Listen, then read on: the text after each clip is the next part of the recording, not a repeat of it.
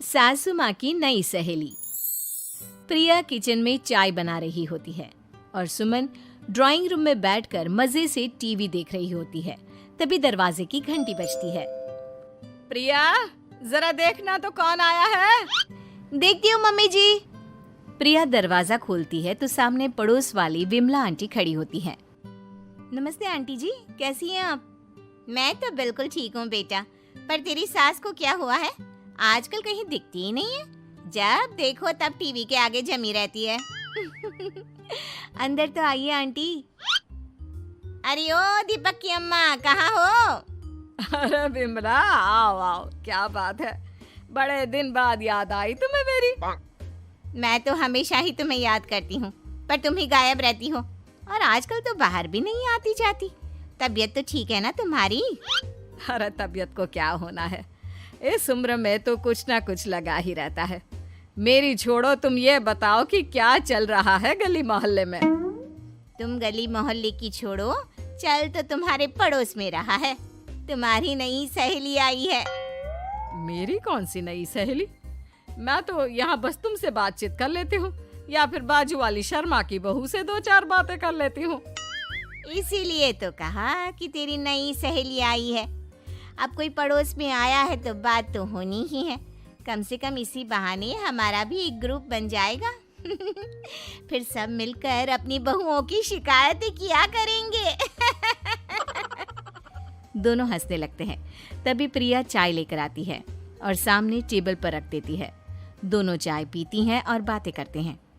चलो मैं चलती हूँ, अब कल मिलते हैं। राम राम। अगले दिन प्रिया किचन में कुछ काम कर रही होती है और सुमन आराम से सोफे पर बैठकर मटर छिल रही होती है। तभी डोरबेल बजती है। प्रिया दरवाजा खोलती है तो सामने उनकी नई पड़ोसन खड़ी होती है। जी, आप कौन? मैंने पहचाना नहीं। नमस्ते बेटा, मैं शारदा, आपके बगल वाले घर में अभी 2-4 दिन पहले ही शिफ्ट हुए हैं। ओह अच्छा अच्छा अच्छा, नमस्ते आंटी, अंदर आइए ना आप। देखिए तो मम्मी जी, आज कौन आया है। इतना कहकर प्रिया किचन में चाय बनाने चली जाती है। नई पड़ोसन को घर पे देखकर सुमन थोड़ा हैरान हो जाती है। नमस्ते बहन जी, मैं शारदा, आपकी नई पड़ोसन। अच्छा अच्छा, आप हैं हमारी नई पड़ोसन। आइए आइए, और बताइए कैसी हैं आप? जी बिल्कुल ठीक हूँ। वो दरअसल घर पर छोटी सी पूजा रखवाई थी, बस उसी का प्रसाद देने चली आई। सोचा इसी बहाने नए पड़ोसियों से भी मुलाकात हो जाएगी। ये तो बहुत अच्छा सोचा आपने। सुमन प्रिया को आवाज लगाती है। अरे ओ बहू, जरा चाय पानी का तो आके पूछ लो। ये आजकल की बहुएं भी ना, जब तक बोलो नहीं तब तक कुछ नहीं करेंगी। आई मम्मी जी। प्रिया चाय लेकर आती है। दोनों बैठकर चाय पीती हैं और खूब सारी बातें करती हैं। अच्छा बहन जी, अब मैं चलती हूँ, फिर मिलते हैं। अब तो आना जाना लगा ही रहेगा। शारदा के जाने के बाद प्रिया किचन से बाहर आती है। क्या बात है मम्मी जी, आप दोनों को देखकर तो लगा ही नहीं कि पहली बार मिल रही हो। आप दोनों तो बिल्कुल बिछड़ी हुई सहेलियों की तरह बातें कर रही थी। अरे जब दो औरतें मिल जाती है ना, तो बातें अपने आप ही निकल आती है। अब तू अपने काम पर ध्यान दे, बातों पे नहीं। ऐसे ही कुछ दिन बीत जाते हैं। अब सुमन और शारदा अच्छी सहेलियां बन गई होती हैं। दोनों एक साथ मंदिर जाती, मार्केट जाती और कभी कभी तो विमला भी इनके साथ मिलकर खूब हंसी ठिठोली करती। एक शाम तीनों बैठकर सुमन के घर पर चाय पी रही होती हैं कि तभी बहुत तेज बारिश शुरू हो जाती है।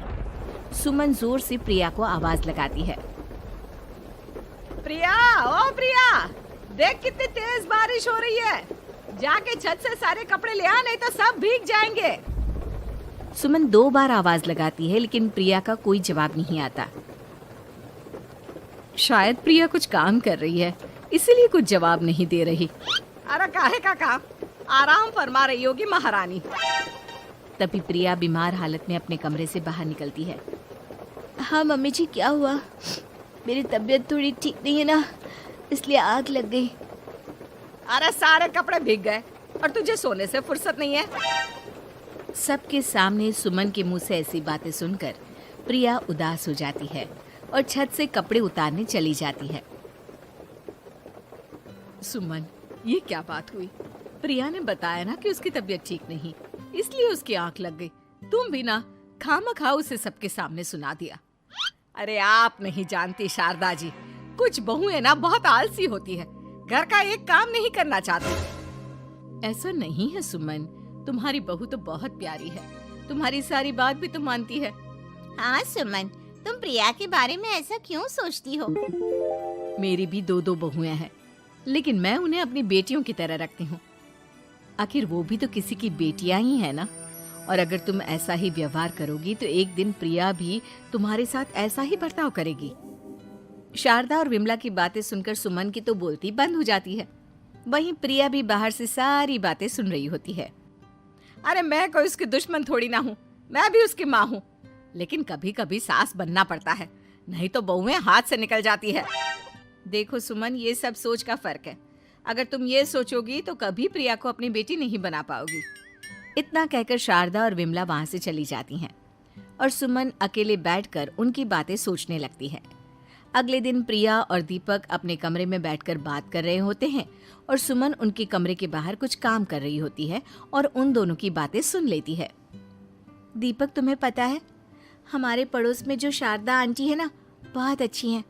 अच्छा, ऐसा क्या हो गया जो तुम्हें वो इतनी अच्छी लगने लग गई? कुछ खास नहीं, बस कल जब मम्मी जी मुझे सबके सामने सुना रही थी तो शारदा आंटी ने मेरा साथ दिया।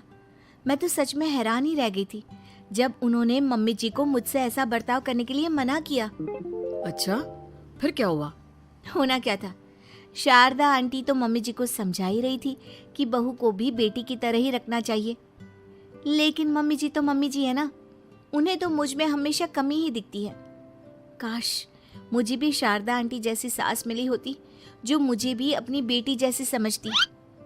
सुमन ये सब सुनकर बहुत उदास हो जाती है और वहां से चली जाती है। प्रिया की बातें सुमन के कानों में बार बार गूंज रही थी। उसे बहुत शर्मिंदगी महसूस हो रही थी कि उसने प्रिया के साथ बहुत गलत किया है। अगले दिन सुमन शारदा और विमला को बुलाती है। क्या बात है सुमन, आज तूने ऐसे अचानक क्यों बुलाया? सब ठीक तो है ना?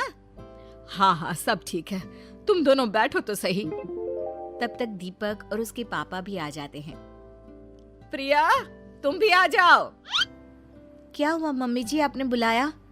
हाँ प्रिया बेटा, मैं आज सबके सामने तुमसे माफी मांगना चाहती हूँ। मैंने आज तक तुम्हारे साथ बहुत बुरा व्यवहार किया है, लेकिन तुमने कभी भी मेरे साथ बुरा बर्ताव नहीं किया। मुझे अपनी गलती का एहसास हो गया है, हो सके तो मुझे माफ कर देना। प्रिया अपनी सास की बातें सुनकर हैरान हो जाती है। उसकी आंखों में आंसू आ जाते हैं। प्लीज मम्मी जी, आप मुझसे माफी मत मांगिए, मैं भी आपकी बेटी ही हूँ। वैसे एक थैंक यू तो मेरी नई सहेली को भी बनता है, जिसकी वजह से मुझे मेरी गलती का एहसास हुआ। शारदा बहन, आपका बहुत बहुत शुक्रिया जो आपने मेरी आंखें खोल दी। अरे क्या सुमन, तुम भी ना? तो फिर इसी बात पर चाय और पकोड़े हो जाए। हाँ, क्यों नहीं।